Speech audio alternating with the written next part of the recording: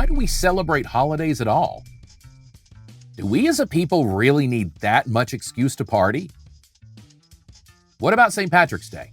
The much misrepresented St. Patrick has often been portrayed as something of a Pied Piper.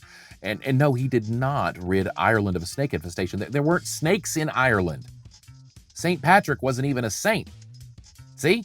So many lies! Maewyn Succat, his secret identity, wasn't even Irish. Dude was probably born on the other aisle.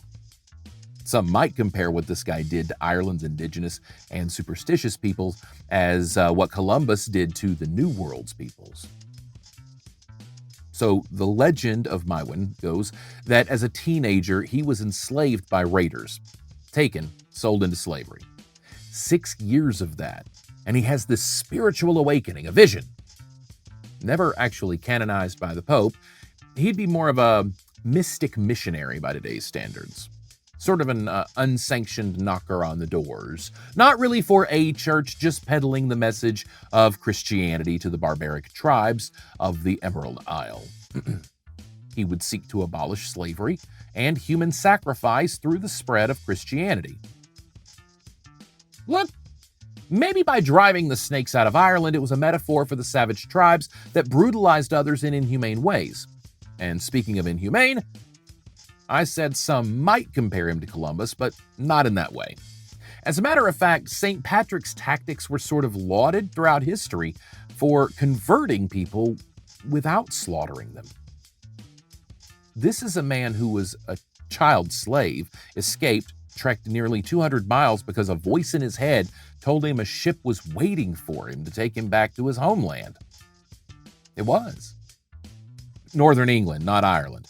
Ireland comes later. He had to convince the crew to sneak him away, which was insane. Think about that today. He's back with his family eventually. Things settle down, but the years that follow lead him to this calling, this sort of prophecy.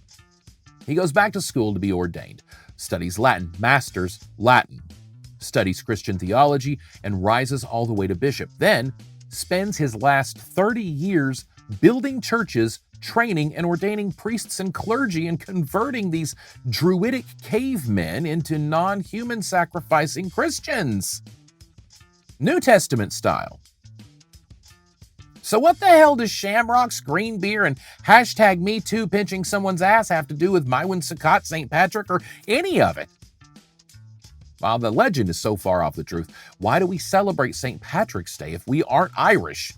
Do we even get that we're basically celebrating the conversion of the country to Christianity? St. Patrick, among other things, by teaching others and with the hand copying of sacred texts, it's argued that after the burning of Rome, St. Patrick is largely to thank for us having what we have of some of these documents today. Maybe that's worthy of pissing green for a few days. But a whole day dedicated to a guy the Pope didn't even make a saint? I think I'll pass.